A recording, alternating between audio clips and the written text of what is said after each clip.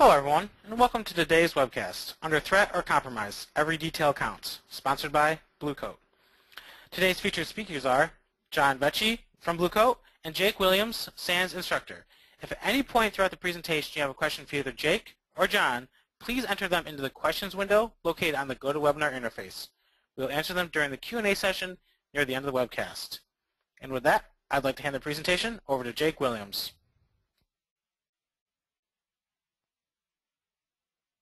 Thanks so much, Ben. I appreciate it. Wanted to come on here today and talk to you guys about really what we see as a huge issue: intrusion detection, intrusion response, investigations. Of course, as the name implies, under threat or compromise. Basically, don't wait for the compromise. Every detail counts. Right? So as Ben said, I'm Jake Williams. I'm a SANS analyst, an instructor, course author. Today, joining us, we've got John Vecchi again from Blue Coat. So I want to talk to you about lifecycle defense. All right? We find out that a lot of companies that I work with, I do a lot of consulting, and I get to see a lot of different companies. And it's really an interesting place to be because, as you travel around and you meet different people and different organizations, you see just how vastly different the approaches in performing defense actually are. And I like to think of it and like to talk to people about a life cycle defense, right? Very often folks get maybe one or two of these correct, but they really fail to take it in a life cycle where they say, okay, well, after the compromise, after we've remediated, right? How do we then buffer our systems or plus up our systems and identify essentially how to mitigate future threats? So I want to talk about this a lot today here and kind of walk through why this is important and how ultimately you can better position yourself and your organization in the event of what is now an inevitable, the inevitability of at some point having an incident, whether it's compromise from an external actor or potentially even a malicious insider. Certainly we've seen enough of that in the news over the last year or so as well. So the first part of life cycle defense is start with protection, then we're going to plan with detection. And this is the piece that I see people screwing up, right? To start with protection, everybody's got a baseline of protection. Plan with detection, though, no, right? Investigate and analyze, yeah, folks do that, right? But with intelligence. Do it with intelligence, right? Then we're going to contain and mitigate the threat. Find out this fails a lot too, but really it's a failure that occurs because of the failures in the previous step, right? And then we see remediating the vulnerability, and even that many times is not done correctly. We'll talk about this as we move through. But again, these are the life cycle, essentially the life cycle defense components. Now, if you're a big SANS incident response fan, and you're used to the regular SANS 6-step incident response process, this isn't the same thing. I'm not disagreeing with SANS 6-step IR. This is essentially a life cycle defense, right? So this is about more than just doing incident response. So start with protection. What are we going to do? We have to employ basic security mechanisms. Look, minimum due care is required. I feel like a sellout coming in here and saying you got to put antivirus in, right? I know a lot of security people out there are cringing hearing me say that, antivirus, right? Because what does antivirus do for you? Well, again, it's not there to stop APT, right? I mean, that's just the reality of it. But it is going to stop a lot of our low-hanging fruit, and it's going to give us the bandwidth back to go focus on those advanced attacks that require additional care and due caution for detection. We want to do some host-based intrusion detection. I'm really a believer in HIDS. HIDS at least gives us a little bit more than signature detection. We're doing some heuristic analysis now. Perimeter, ingress and egress filtering and firewalls, and the network IDS and IPS, right? So we're going to start with protection. Again, basic protection, minimum due care. If you've been in security for a while, I hope this slide is not a surprise to you. Nothing on the slide should be a surprise at all. Right. What do we do next? This is where I see companies screw up. Plan with detection. Instrument your network and your systems before a compromise, before you have a compromise. Look, the compromise of any network is virtually inevitable. If you went into Target and you asked them, did you think you were compromised before you were hit? Generally the answer is no. Pick anybody out there, CHS, right in the news right now. Do you think you were compromised? Probably the answer was no. Again, you want to instrument your network and your system before the compromise. You don't want to wait until after the compromise. Look, I like to analogize this to folks, particularly management, because there's always the question of what am I buying with my money? If we're not already compromised and we haven't had a breach in the last umpteen years or whatever the time frame is, maybe we've never had a breach, right? For folks that say we've never been owned. I oftentimes challenge that assumption. I oftentimes talk to folks and I say, hey, look, is it that you've never been owned or you don't know you've been owned? Do you have the proper detection in place to be able to see it? Most times the answer is no. If folks say, I've got all the detection in place, I often ask, do you have net flow? Do you have net flow at the perimeter? And better yet, are you doing network traffic monitoring at the perimeter, right? Maybe even internally, but definitely at the perimeter. And if the answer is no, I just tell them, hey, yeah, great, I appreciate your opinion, but you don't have enough information to tell me whether or not you've been owned. If you wait, and I often tell folks this, that if you wait till after a compromise to instrument your network, it's almost like that convenience store owner, right? He gets robbed. And he says, hey, man, this is really a bad place I was in. I better install some security cameras now, right? Is it a good idea to install them? Yeah, it is. But it's no better of an idea to install them after the robbery than it was before the robbery. In fact, 10 out of 10 people who have just been robbed, convenience store owners that have just been robbed, wish that they had security cameras already in place, right? Wish they'd already had that alarm system already in place because, again, any installation after the fact may help in future events but won't help with any previous events. And I like to think of network monitoring and network instrumentation very much like this, right? Again, you know, it's going to help. It's something you should do after a compromise, but again, it's not going to help solve the crime in question. Got to talk about network traffic decryption, right? It's a critical aspect of instrumenting network traffic. Look, in the post-Snowden era, there are a lot of services that are moving to pure SSL, right? And so when we have SSL, you know, all the way to the endpoint on a huge number of our websites, it puts us in a place where we can no longer see the drive-by downloads, right? We can no longer see that link that came through the employee's the employee's email. In some cases, it may not be possible. In some cases, or at least difficult, to detect whether a user is simply surfing Google or whether they're hitting one of the Gmail servers or some other service. Maybe we allow by policy some use of maybe some of Google's services, but maybe not their mail, right? Maybe that third-party mail, we're just not cool with that. Maybe from a DLP perspective, maybe.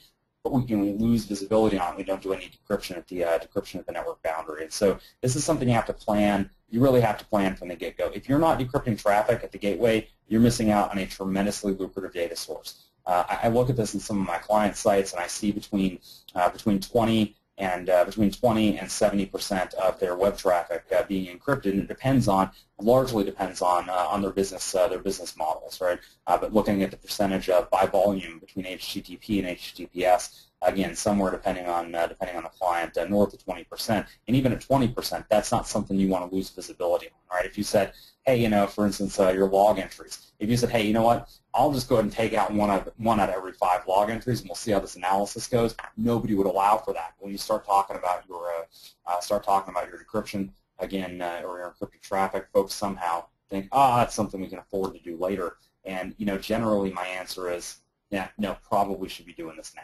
Right? We want to plan with detection. It's a critical component of our lifecycle defense. Here's another thing that I see screwed up with just an amazing, an alarming regularity, right? And I say screwed up. Let me back up and say these are design decisions. Every design decision has a trade space, right? Sometimes that trade space is cost. Very, very often what happens is we see these yellow dots here. I see the corporate firewall, and then right behind it you see the corporate VPN concentrator. The yellow dot is a current network monitor tap. This is where the tap goes, inevitably. It's sitting behind one of potentially many VPN concentrators. Very often we have a VPN concentrator for employees, and then normally have a number of other site-to-site VPN concentrators, either for remote sites in some cases, some are remote offices, or sometimes we have those in place where we're locking them down a little bit more heavily for site-to-site vendors. Essentially, these would be site-to-site connections with third-party vendors. And normally put them in a little more restrictive area. That kind of makes sense, but the reality is that if we're not instrumenting behind those VPN concentrators, then all we're seeing is the encrypted VPN traffic, right? And so I run into this pretty regularly. I got done working a case last year, actually, where this was a major point, right? So we were able to track back from our application server logs. We were able to track back and say, hey, we saw the connection. We know it came from the VPN. What other traffic do we have that we should be able to associate with this? we should be able to look at this. We've got a nice packet capture and analysis system, or network traffic and analysis system. Let's take a look at what other traffic the attacker had. Maybe we can find other sites, other servers there that are compromised. And the answer came back, and it was, we can't do it because all we have, we can trace it back to the VPN, but we're only monitoring the yellow dots at. We're not seeing the corporate, anything off of the corporate VPN concentrator after it's being decrypted. Some of these other yellow dots, some of this comes in as pretty contentious, right? But I'm going to tell you, when I start looking at my stuff that's on the DMZ, when I start looking at possibly my application server enclaves, at a minimum, I want NetFlow coming off of that. I really want full traffic capture, but at a minimum acceptable standard, I want to get NetFlow coming off of those servers to other areas in the network. It's for me, again, it's something that matters, because if you take a look at, again, our original yellow dot, again, you see our normal monitoring location, right? Again, we're not capturing any traffic that's coming from, let's say, between the DMZ inside into the internet. We always have those controlled interfaces. Everybody I've ever worked with has those controlled. We hope they're controlled at least, right? Wouldn't you like to know? And again, this network monitoring gives us that ability. So great. We've planned with the detection. What next? We want to investigate and analyze with intelligence. Look, you have to know what normal looks like before you can find anomalies. Knowing normal means you have to get a network traffic baseline over time. One of the things that my company absolutely relies on, if we're going to go to an incident response for somebody, it relies on, insists on, we bring our own network monitoring gear. And that's, if a company comes in and says, hey, we've got a network traffic monitoring solution, okay, we'll work with that, right? We're still going to bring some of our own gear. Usually, though, we ship in the network taps. We ship in some Linux servers to be able to capture this data. And immediately, within a couple hours of hitting the ground, they want to know, have you found anything? Well, if we found anything that hits a blacklist, yeah, by all means, great, we're good. But we're looking for anomalies, and the problem is they don't know what normal looks like. Even the folks that already have that data, they don't know what normal looks like. They may have been capturing it, but they haven't been investigating with intelligence. They don't have a baseline, right? The baseline is unique to every organization, right? I know for a particular vertical, maybe healthcare, right, what your normal traffic as an industry is going to look like, and it looks dramatically different than, say, a credit card processor. But I don't know what's unique to your organization. You have to know that, right?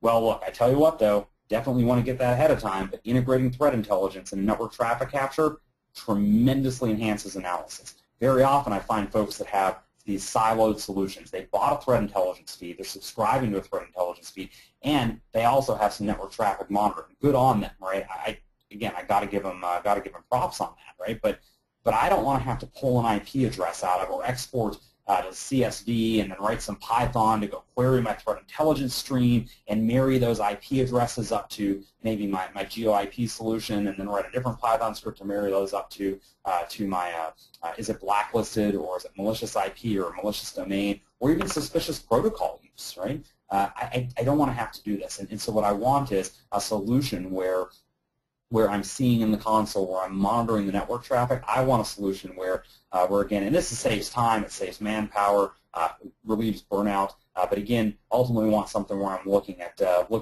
one console. I'm getting my threat intelligence integrated into my traffic analysis. And again, this is what I mean when I say investigating and analyzing with intelligence, right? I mean, can you do it if it's in multiple consoles? Yeah, it's just a heck of a lot more work, right? And every time we create more work or more complicated workflow, we introduce the possibility for errors and again, big money errors, right? So what do we want to do next? We want to contain and mitigate the threat. Look, this is a place that again, time after time after time, in fact, many times, by the time I get a chance to come in and do an incident response, folks have already failed to contain and mitigate the threat, right? They tried to do it at home approach, particularly with very small businesses with limited resources. They tried to do it at home approach. They failed, and now we're back to basically, calling a professional here, right? So it comes down to accurately scoping the compromise. 100% critical to choosing the proper mitigation strategies. We are not going to take the same approach for one workstation compromise as it would for 500 servers compromised, right? Network traffic analysis is going to identify compromised hosts way faster than scanning endpoints for IOCs. IOCs, of course, being indicators of compromise, right? Network anomaly detection, it scales way better than host-based approaches, right?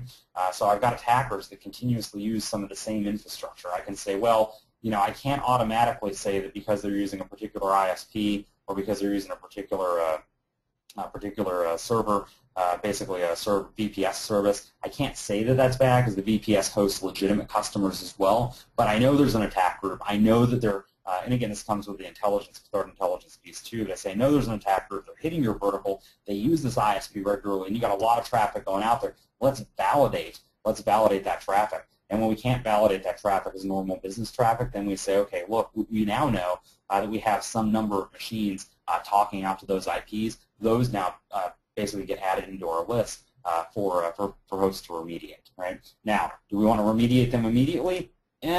Maybe, right? Let's talk a little bit about possible strategies there, right? So containing and mitigating. Tell you one of the biggest things that folks like to do. They say, okay, we're going to add a firewall rule. Is this a good idea? It depends, right? Very often, though, we add a firewall rule to block traffic, right? These rules are usually specific to ports and/or protocols. A lot of times I have to fight with people about like, hey, you don't just want to block a given IP address. Why don't you want to block a given IP address? Think about some of our large hosting providers, web hosting providers. I've seen this time and time again. Somebody comes in, they block an IP address to say, hey, we had a phishing attempt, credential stealing. We're going to go ahead and block this particular IP. And then they find out it's a shared hosting service, right? With one of our, and there's 300 websites on that particular server. And it turns out that by dumb luck, right, and the attacker had no control over this, which server they landed on. But it turns out the server that they're sitting on is actually used by something else that provides a legitimate business service to the customer, right? This then creates the impression, and let me tell you right off the bat, this then creates the impression that the IT security team doesn't know what the heck they're doing, right? Because now you're blocking legitimate business traffic as well. When you get the first report, usually it's oh, we didn't realize that, right? Well, again, how do you realize that? You have this data to look at, right? You have that network traffic capture. You can perform the analysis, and you can say, I am able to predict the impact of the firewall rule before I put it in place, right? Hugely, this is again is absolutely invaluable for making sure you don't end up looking like a clown, right? Let me tell you another instance where this has been a huge win for me. I did a compromise a few years ago where the initial compromise happened on a web server in the DMZ. The web server had been compromised for some period of time before I arrived. I deployed my network monitoring solutions when I got there. I started looking at network traffic, and I said, hey, guys, you have a problem, right? And they said, oh, what is it? I said, well, apparently you're letting NetBIOS through your NetBIOS traffic through between your DMZ and your core network. And they said, really? No, that can't be true. Our firewall doesn't allow that. I said, look, I don't really care what the config on your firewall says, right?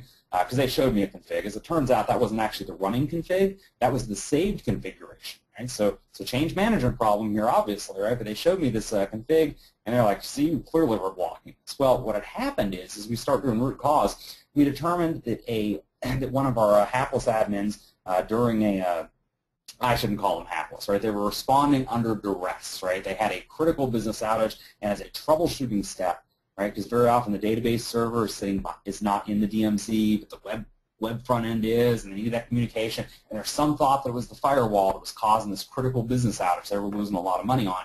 And so to verify that it wasn't the firewall rule, they put in an IP any rule up at the top, which means we were allowing all traffic, right? All traffic between the DMZ and the core network. This is a bad thing, right? I'd like to trademark this as a bad moment for that particular firewall admin, right? Now, again, had we had some network monitoring in place, it was trivially easy for me to find it. I mean, I wasn't looking for it, I wasn't pen testing. I just opened up and I'm like, there's way too much NetBIOS traffic here, and isn't that the name of the web server on the DMZ? They're like, yeah, indeed it is, right? And sure enough, then we were able to identify that we had a misconfigured, it could have just as easily been a misbehaving firewall, right? But in this case, a misconfigured firewall. So yet another issue, another place that we can use this network traffic analysis for containment. Right? How about remediation? Obviously, I mean, apply patches, no joke, right? Yeah. So, by the way, anybody out there get bit by the recent Microsoft patch where you have the infinite blue screen, right? So we want to test those patches before we apply them, right? but definitely we're going to apply patches, right? We may clean and rebuild systems, changing passwords, right? These are all common remediation steps, and they all should be done, right? Remediation is expensive, though. It is, and the more steps we take on a per-host basis, the more expensive it is, right? The scorched earth, change all the domain passwords technique. It's a good technique. It's battle-proven, right? It's also very expensive. And if you have a geographically diverse network or geographically diverse workforce where you have folks in many satellite offices that don't have their own domains and you haven't done delegation previously, it can be a giant pain. And when I say a pain, this translates into real work lost and dollars lost for the corporation. If you have that network monitoring, on the other hand, you're able to come back and say, look, we know that our domain controller was never accessed by the attacker, and it's not a question of did they access and then perform anti-forensics on it and we're having a hard time finding it. It's we're able to track because we have our network traffic captured, right? We have NetFlow. We're able to look and say, here's how the attacker moved laterally throughout the network. We see the initial compromise vector. We can say whether or not that particular data was stolen as it was, or basically was it ever accessed by the attacker, was it ever exfiltrated out of the network. We know that, but we're not guessing that, right? And again, that can then turn into the difference between a scorched earth and a more scorched earth remediation and a much more sane remediation strategy. So questions to ask after a breach, because you might as well go ahead and just admit it, right? It's going to happen. I don't care how well you do the starting with protection, right? Again, we're only as good as our weakest link. Spear phishing is becoming a big deal. Obviously, a huge attack vector there. So things we want to ask: what systems were affected? What data was affected? Right? How did they do it? Who did it to us? This is a big one for management. They always want to know who did it. Who did it, right? We're going to take them to court because who did it, right? Is it really over? This is a big one, right? Is it really over? And can it happen again, right? Let's walk through these and talk a little bit about these as well, because up to this point we've been talking about life cycle defense. Let's talk about what we should be looking at after a breach occurs, right? Okay, so really, which systems and data were affected? This all comes down to scoping.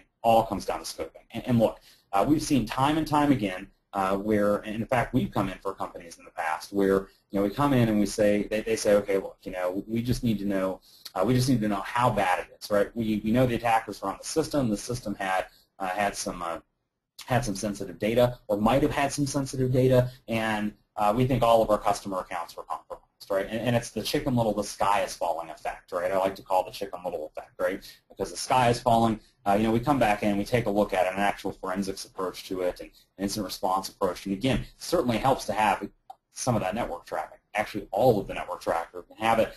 Again, we can come back and say, well, we see this, and we see that there was a sampling of data pull, but you're talking about 1,000 records, maybe, not the full 100,000. Here are the 1,000 records, by the way, that were exfiltrated as part of a larger package.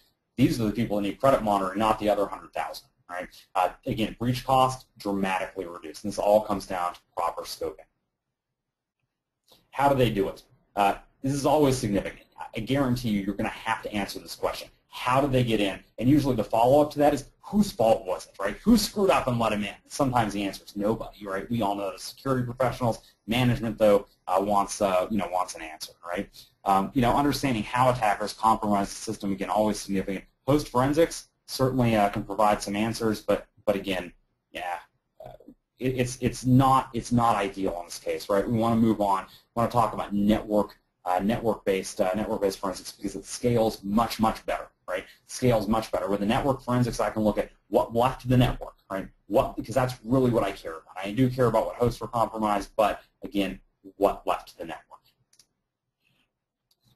Coming back around, who did this to us? Look, attribution, they always want it. They can't always get it. It's not always possible. But look, I'm going to tell you, examining network endpoints, it's a great start. Having that threat intelligence and, again, feeding that back into our network traffic analysis, again, also huge benefit. Even if an attacker can't be identified, oftentimes we can attribute multiple attacks to a given attack group. So we may not be able to say who it was, but we can say attacks 1, 3, and 5 that we have this year, they're all related, and they're all basically we have the same attacker responsible for that. I have a number of clients I'm working with right now where we have multiple attacks, right? Multiple attacks from over a very diverse period of time.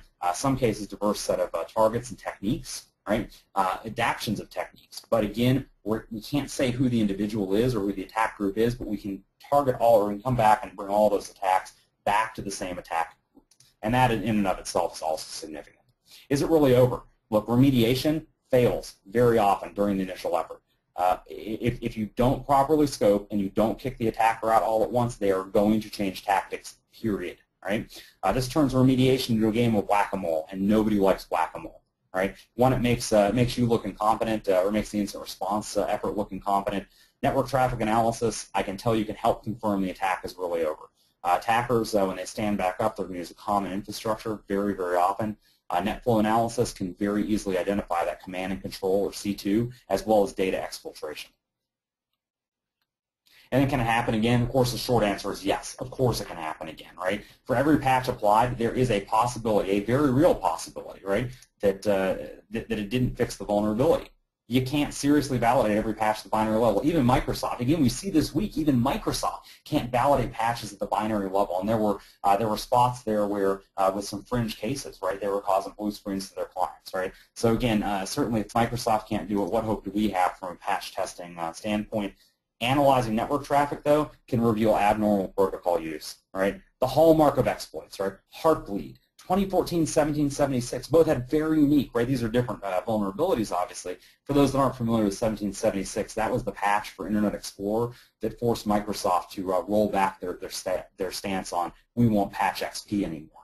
Heartbleed, in the news again, if you're not following CHS, that healthcare breach, Trusted Set came out last night and reported indeed that Heartbleed was the initial attack vector. Now, I guarantee you, had CHS known that their private keys had been leaked via Heartbleed, because they had that network traffic to look at, and they could have gone back and applied some signatures to that traffic and done some analysis on it, I guarantee you this would be ending differently than we're hearing about in the news today, right? So these are folks that are likely going to install security cameras after the break-in. So parting thoughts. Again, if you don't instrument your network, you're doing it wrong. I can't stress this enough. Again, we pass on some incident response jobs because, you know, clients are like, no, we've got it taken care of. We don't need any. We won't allow you to install any instrumentation, even temporarily, in our network. You can't bring your own stuff. In which case, we're like, yeah, this is going to be a really tough job. We're going to go ahead and pass. We see a lot of failure coming up here. We'll just go ahead and steer clear of that failure, right? Sensor position and decryption, they absolutely matter. Are you blind today to your VPN and or your HTTPS traffic? And if you are, you probably want to modify that. Even IDS can't detect unknown attacks, right? Cannot detect unknown attacks. You want to review stored traffic, right?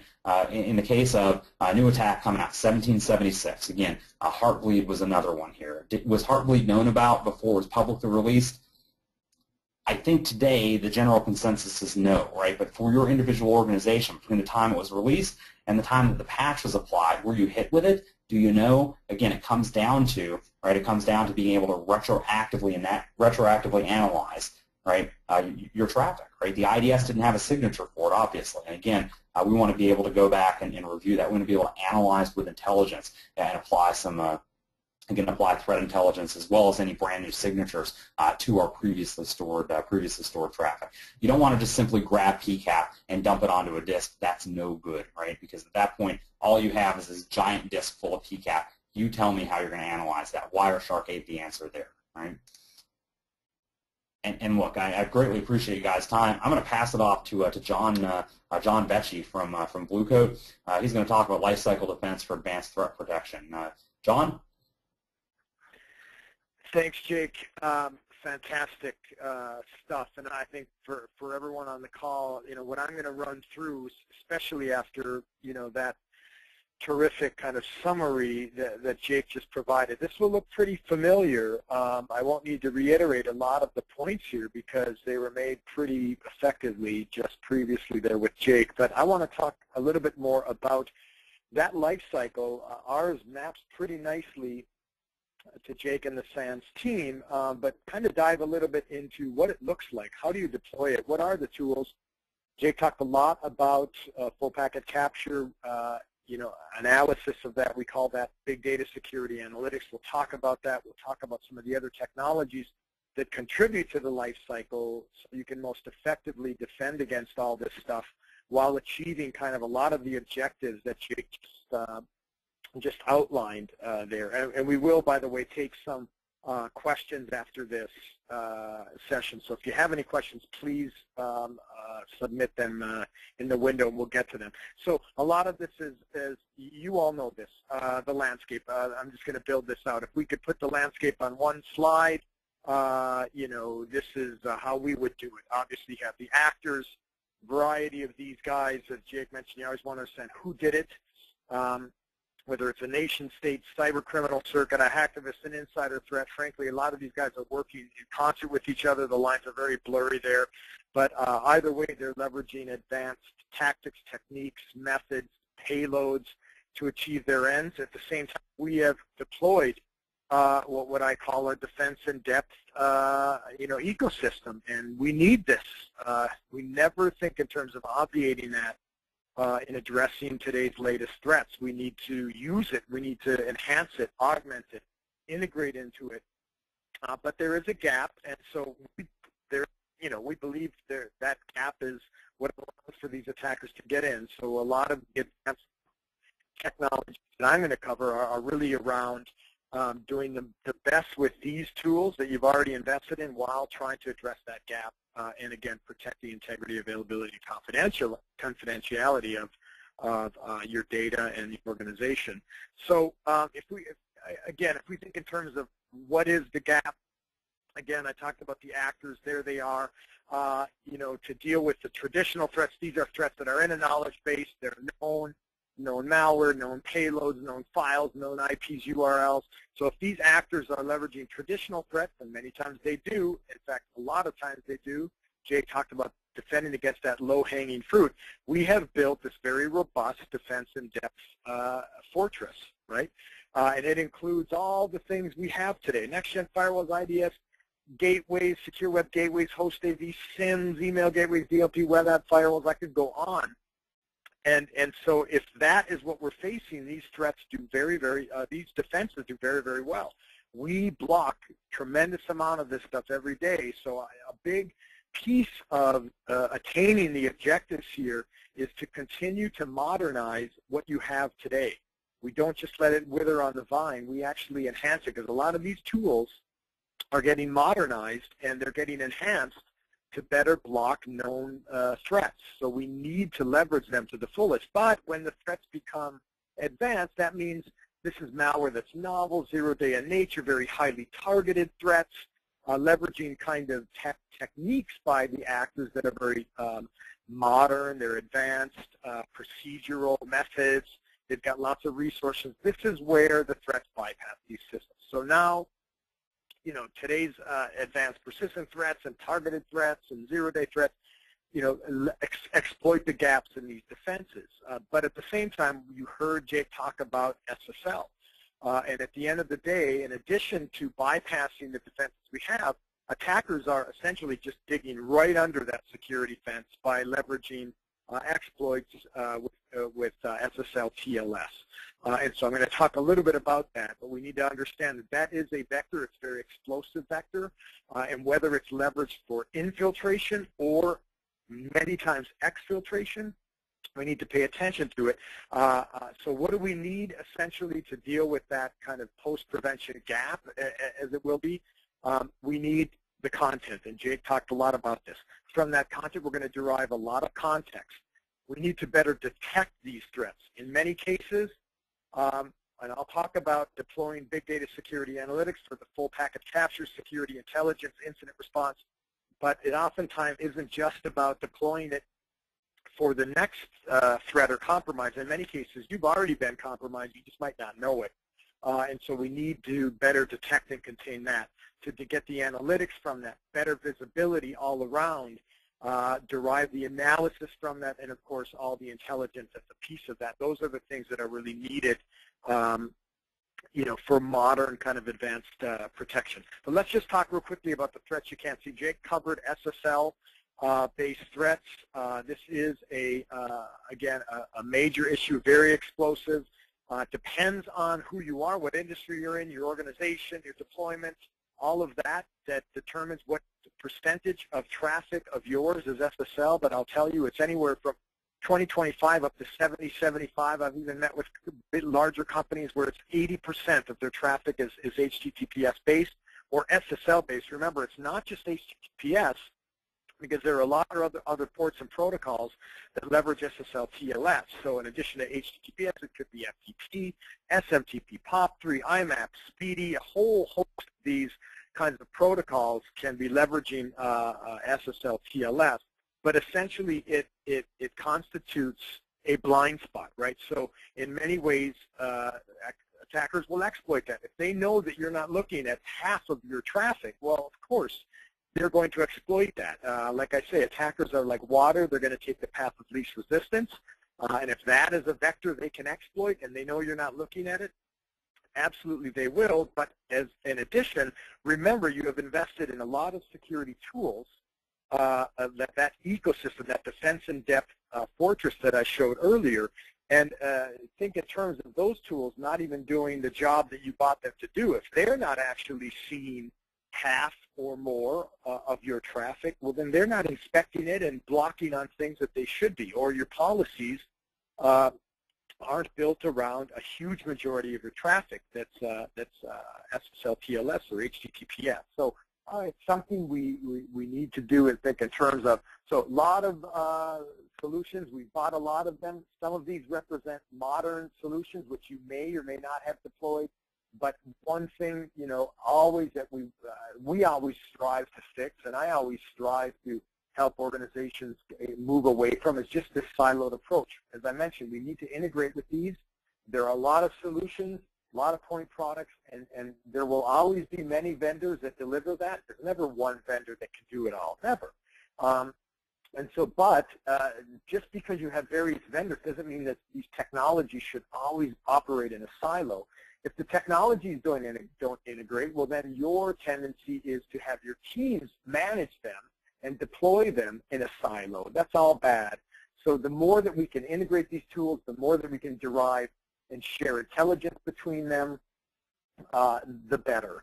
And so whether that's, you know, technologies to address unknown threats like sandboxing, malware analysis, heuristical tools, and things like that, or the forensic tools. I'm going to talk about security analytics and SIM tools, combining with all those preventive security-based tools. They must integrate. We must begin to think in terms of an ecosystem. Otherwise, this is going to be very difficult, right? So a couple of things to show. This is the Verizon data breach, and we know you all read that. It's a, you know, great report. I always like to kind of dwindle down one point in this report and share it, which is just this year, what Verizon did is track all the way back to the beginning of the report for 2004, bring it all the way up to the last report, 2013, and just look at a couple things. The time to compromise in a time span that's a day or less, and compare that with the time to discovery in a time span with a day or less. And what you can see here is that the attackers have done pretty well moving from actually, by 2004, their time to compromise in a day or less was already 75%, meaning 75% of the time back in 2004, they were compromising their targets in less than a day. They did very well. Today it's nearly 100%. If they want to target you and exploit you and you know, have some kind of very advanced targeted attack, essentially they can be in your organization by lunchtime at the end of the day. But down below, the time to discover, we have not moved that needle. And this is a problem. We have to address this problem. We need to identify these threats faster. We can't have them you know, sit around undetected, doing what they want to do for weeks, months, and sometimes years. And so that needle has not been moved. There's still that big gap. And you know, as many organizations make this point, here's one from McKinsey, but I just agree with the point that, you know, today, you know, it's the difficulty of quantifying the impact of risks and mitigation plans. This is very true. But at the end of the day, the damage from a breach or an event is really not so much what happened and what was extricated or all of that, but it was the inadequate response to it. This is what gets organizations into trouble. And the problem the reason why that's the problem is they can't answer those critical questions that Jake outlined. I'll show them again. Ours are very similar. If you can't answer those questions, and handling and managing a breach becomes very difficult, and the impact of it just gets heightened. And that becomes more of a problem than the actual breach itself. Everyone is going to get breached. My God, if a company was punished because they were breached, we're all going to get punished. I mean, but it's the response of it that really, really counts. So lots of analyst information. I don't want to just show Gartner because I'm just only showing them, but they kind of, you know, have a life cycle as well, and you know, Gartner's approach can align with Forrester's and IDC's. They're all very similar, but essentially the approach here, this is Neil McDonald's approach for the adaptive architecture. You can just see that what Neil has done and what Gartner has done here is lay out essentially a life cycle approach as well that says, look, there are going to be technologies on the top half that you have deployed whose objective is to predict and prevent things in real time. These are the inline signature-based solutions. Secure web gateways, IPS, next-gen firewalls, all these things, and they are very real time, and these are in line. So these are the things that are to prevent. But there's a whole lower half of this, which is post-breach, which is during or post-attack. So now we get into the detective. These are near real-time technologies like sandboxing. Again, sandboxing is not real-time. The objective of dynamic malware analysis is in itself not real time. I say if it's in a sandbox, it's already in. So it's post prevention, but we need that to begin to detect novel, unknown, potentially suspect, potentially malicious payloads and threats. And then we need to go all the way through retrospective, the post-incident response, forensics ability to answer all those critical questions, and that goes all the way through. So you know, the analysts are aligning with this as well. So some of the technologies, again, not to trivialize the preventative technologies you have. SANS themselves, we like to talk about some of SANS research and their points, and they're talking about, you know, utilize anti-malware tools, and Jake mentioned that as well.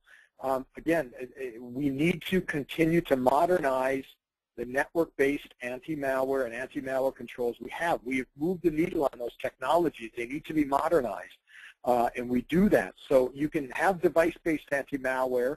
That's fine, but it is incomplete. We need to think in terms of, you know, we talk about secure web gateway technology combining with other technologies for real-time ratings, whitelisting, blacklisting, all those kinds of things, so that we're doing the best we can to block all of the threats that are in a knowledge base, either a blacklist or a whitelist knowledge base, so that we can block the bad things and let the good things through, and then deal with the things we really have to worry about, which is the things we can't detect, that are unknown, that are zero-day, that are highly targeted, that are very advanced. And that's kind of the idea here as well. So here's the questions, and there you can see ours align almost very closely with what Jake went through. Who did this to us? How did they do it? What systems and data were affected? That's very critical. Did they exfiltrate data? If so, how much? If the database had 10 million records in it, did they take all of them? Did they take 1 million of them, or did they take 10,000 of them? We need to know that, and actually the ability to answer that kind of a question is pretty critical. If you don't know the answer, you just need to assume they took it all. And that kind of is not good, because now I just have to assume the worst, but it might not have been the case. Can we be sure it's over? Of course, and can it happen again? These are all the critical questions, align very nicely with what Jake had. So there's a methodology we proposed. There are a lot of technologies that pick this up. I call this methodology CRIME. It's in the Advanced Threat Protection for Dummies book that we published, and it's fairly simple. It goes through CRIME as a methodology. And the C stands for, number one, we need the content and the context. If you don't have the content and the context, it's a non-starter. You've got to have content before you can even go through this methodology. If you don't have it, well, you don't have it. We need to get to it. But once you have the content and you can derive context, then you can determine root cause. Once I determine root cause, and really only after I determine root cause, can I determine material impact and the impact of that breach. Once I know all of that, I can then move through to mitigation plans, all the way through to eradicating that, answering all the questions and all of that. If I can do this, well, this means many benefits. It means I can, act faster. It means I can respond faster. And it means I have a better ability to minimize, and in many cases, I can actually eliminate the impact of a breach. Many breaches, if we know about them soon enough, we could eliminate the impact in the sense of having it become a big public event. I can manage it, and really to the organization, you could essentially eliminate the impact. At the very least, we can highly minimize the impact of that breach with this type of methodology, right? So as far as an intelligent defense in depth, I'm just going to play this out. This is our approach to all of this, and this is the approach we take. It's a funnel effect, right? We're going to leverage technologies up on top, and what I'm doing is mapping this funnel with technologies that we have here at Blue Coat, and to just show kind of our defense in-depth approach as it pertains to that life cycle. And so way on the top, number one, we're going to block all the known web threats. Everything that our secure web gateway is doing every day, blocking sources of and malnets and threats before they're on the network, all the IP URL categorization, reputation, everything we're doing with that secure web gateway is first and foremost, we've got to do that. At the same time, we're going to leverage inline modern technologies that combine with the secure web gateway to do two things. Number one, allow all the known good in. We're going to leverage, very state-of-the-art whitelisting to free up resources by letting in the threats and allowing all the known good. If we can identify them via a hash or other methods with whitelisting, that they're in a whitelist, let's let them through. We can allow the known good. At the same time, let's address payloads and files that we need to determine. So we're going to take, again, a hash of the file, a SHA, fuzzy MD5 hash, whatever it is, check it against a host of blacklists and dual anti-malware databases to block the known bad of payloads and downloads. And so that's something we're going to do in real time inline. That's all of that. At the same time, we're going to leverage security analytics platform to do something while we're capturing all the traffic. So I'm going to talk about security analytics. A lot of what Jay covered was around that kind of technology. That technology is something that's moved more to real time as well. So while we are capturing all the data, every file packet flow, every application, we're classifying it, indexing it, and warehousing it, we are also going to analyze that traffic in real time to do alerting. But we're going to do it across all ports and protocols wherever we're deployed. So we're going to not just look at HTTP, but we're going to look at mail, SMTP, IMAP, POP3, webmail, the FTP, file protocols, everything. And we're going to alert on that. So it's a real-time alerting. This is not inline, but we can actually analyze all the traffic in real time and alert on things that we see. At the same time, the technology, the contents analysis system you see here that's allowing known good and blocking known bad, as well as security analytics, will actually broker to our sandbox, our malware analysis appliance. So if either of these technologies find a payload that is not in any blacklist or whitelist, it's not in any knowledge base, which means it's unknown, therefore it's potentially malicious, it's at least suspect, and needs to be analyzed, we will broker those to the sandbox. We'll broker those to our sandbox. We can also broker them to any other sandbox, even like FireEye, if you had that. And so this is when the unknown payload can go to the malware analyzer for analysis and a verdict. And if that verdict comes back positive, we will then update all the knowledge bases, our global intelligence, and assure that we begin to block that threat immediately across anyone attached to our global intelligence network. So that's essentially how we do that, and that's our life cycle defense. So how this works is we basically say, look, this maps to a life cycle. Step one is to do what I mentioned, which is to block all the known bad while allowing all the known good in and identifying any unknown payload. At the same time, leveraging the SSL visibility appliance to decrypt all SSL once and feed all those tools that you may have. So again, we just assume that advanced threat protection here begins with SSL decryption and SSL traffic management, encrypted traffic management, right? That's a given. We need to begin to do that. Once you decrypt it with a dedicated appliance like this, you decrypt it once and feed everything, not just our tools, but feed your next-gen firewall, feed your IPS, feed your SIM, feed everything. Feed your DLP appliance, everything there.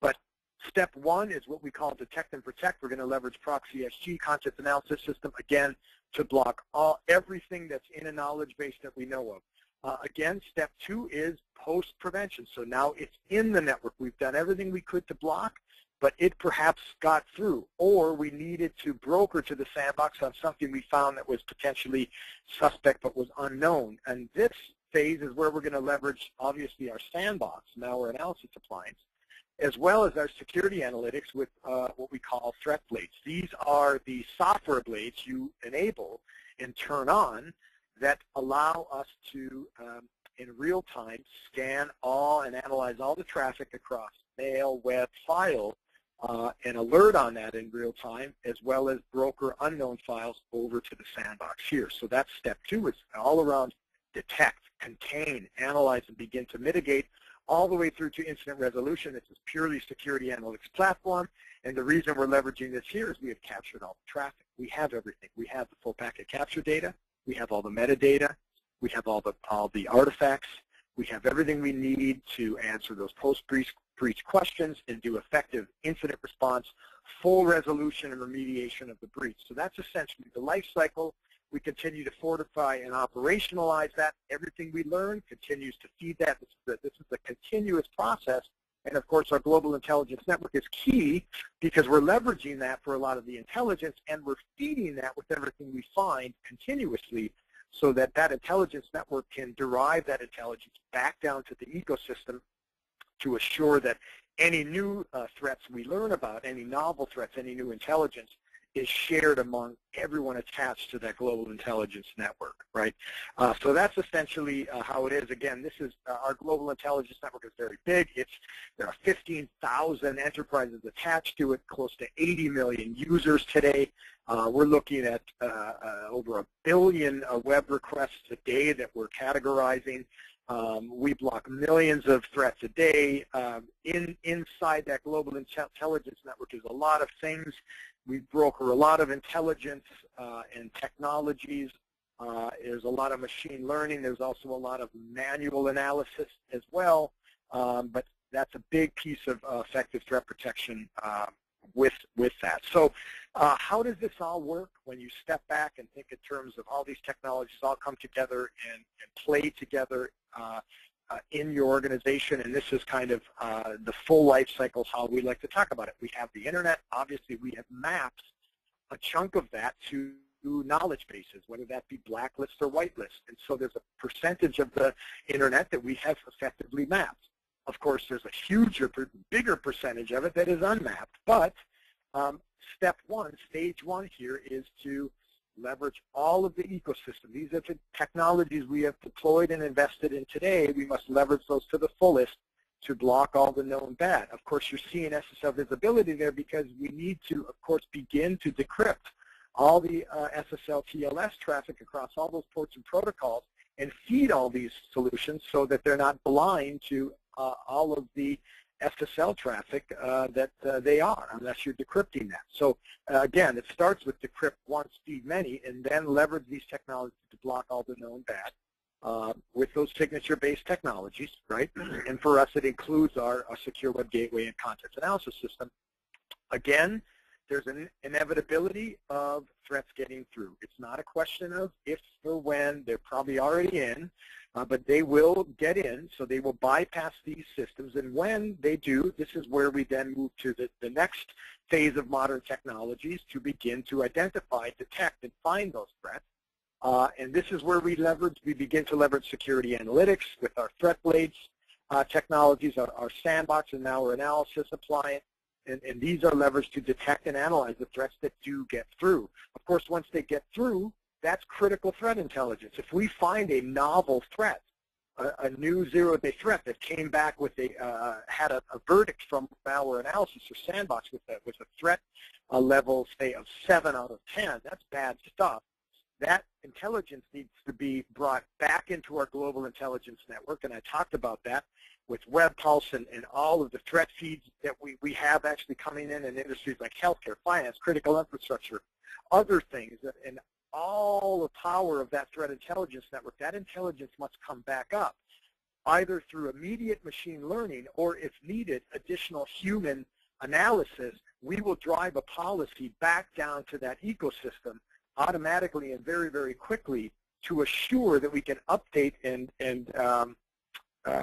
fortify that ecosystem with that intelligence. And the objective is that to assure that if we saw that threat in one organization and we have 15,000 enterprises attached, well, we want to assure that we can block that threat in subsequent encounters anywhere in that network. And it includes that ecosystem as well. Security analytics, for example, is integrated with all of these tools. Next-gen firewall, IDS, SIMs, DLP, everything, so we can benefit from that in the ecosystem. Again, step 4, because we have captured all the traffic, because we had the video camera that recorded it, we can now do step 4. If you don't have the traffic, you can't do this. Once you have all of the data, now we can conduct retrospective analysis. We can begin to answer those critical questions.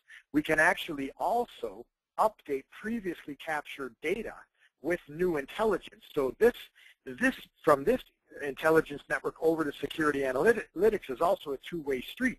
When we have new intelligence, we want to share it so we can incorporate that into previously captured data.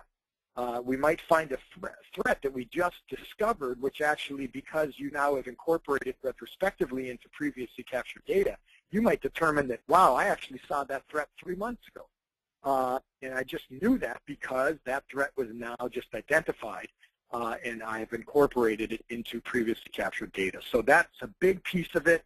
Then, of course, step 5 is we want to move to full resolution. We want to remediate the underlying vulnerabilities, assure that that specific attack can't happen again, fully resolve the incident. And step 6 is basically we rinse and repeat this process.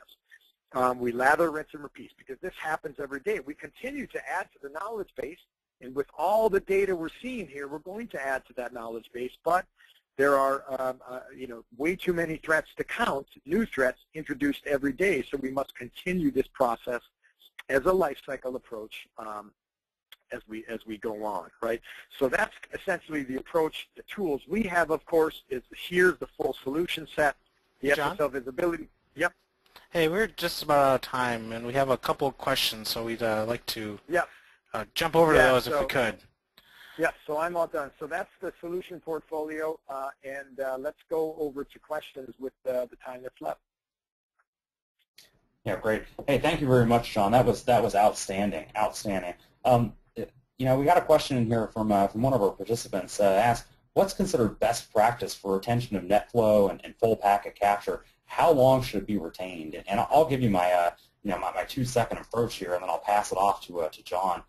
In my mind, as an investigator, as an incident responder, I want as much of it as I can get. Right? There's no such thing. Well, let me back up. I was going to say there's no such thing as too much, but when it becomes an impact to being able to search it, right? Obviously, the more data you have, the longer it takes to complete a search through that data set. So besides the fact that when you take that out of play, I want as much data as I can get, as much data as I can effectively search. That's how much I want. But John, I bet has a good standard here. I generally tell clients at least whatever you can afford, but let's shoot for at least 30 days is usually my approach. John, do you have a better or maybe a better opinion on this?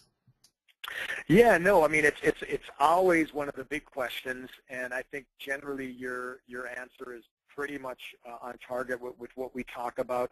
Just remember, I mean, what we don't want is the answer to this or the idea to be so overwhelming that it prevents an organization from beginning to adopt this technology in the first place. So there used to be this idea that, my God, I need to capture everything, and which gets so overwhelming and so expensive that it becomes a non-starter. So generally what we say is, look, there are 2 things that we need to think in terms of with this technology. One is full packet capture data, and the other is metadata, right? One of those 2 takes a lot of storage, full packet capture data. Another one of those 2 doesn't take that much storage, metadata. They are both tremendously powerful.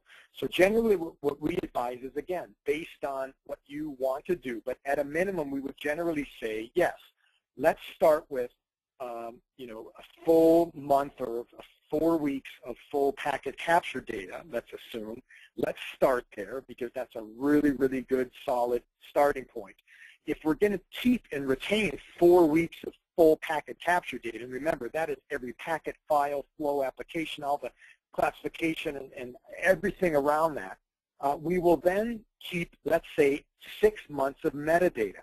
Metadata is tremendously important and powerful, and we can derive a lot from the metadata attributes. It doesn't take as much space to save the metadata, and the platform can be configured to automatically save it in any way you want. So we could say, let's say, take 4 weeks of full packet capture data. If you're going to do that, we would recommend about 6 months or so of metadata, and that's generally a good starting point. If you wanted to do even less than that, we could start there. The most important thing is let's start. Great, great. That's an awesome answer, and I actually agree with that, definitely. Well, let's pitch one more here, and then we'll wrap it up here. With a tight budget, which should take higher priority for deployment? Decryption capabilities or capturing and retaining traffic? I'll say as far as priorities go, really there's no point in doing the decryption if I won't say no point, but generally the decryption supports that capturing and retaining. And so I would say initially, I want both, but if I can only get one, I'm going to start by at least capturing and retaining, if not full traffic, at least the metadata, and then move on to decryption. John, do you have another opinion on that? Yeah, look, at the end of the day, there are a couple of technologies here that we've addressed. One, SSL decryption, and we've got the SSL visibility appliance, and full packet capture data with security analytics. And to me, they're both they're such low-hanging fruit. They're on the ground. They're so low. But yes, look, if we don't have the data, we don't have anything. So we would probably say, look, let's begin to capture the data, because let's say 30% and 40% of your traffic is encrypted. That still leaves the rest of it that everything is seen, and we can capture all of that. We need to begin to capture the data. We need to put the security camera on the network.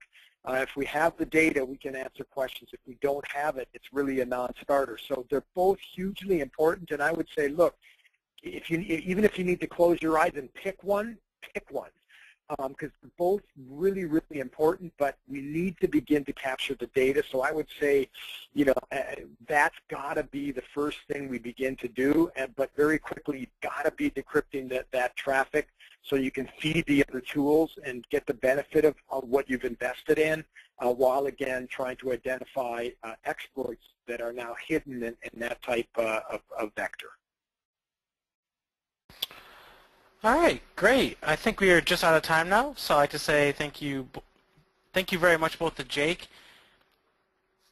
and John, both for your great presentations, and a special thanks to Blue Coat for bringing this content to the SANS community. To our audience, we greatly appreciate you listening in. For a schedule of all upcoming and archived SANS webcasts, you can visit sans.org/webcasts. Until next time, take care, and we hope to have you back again for the next SANS webcast.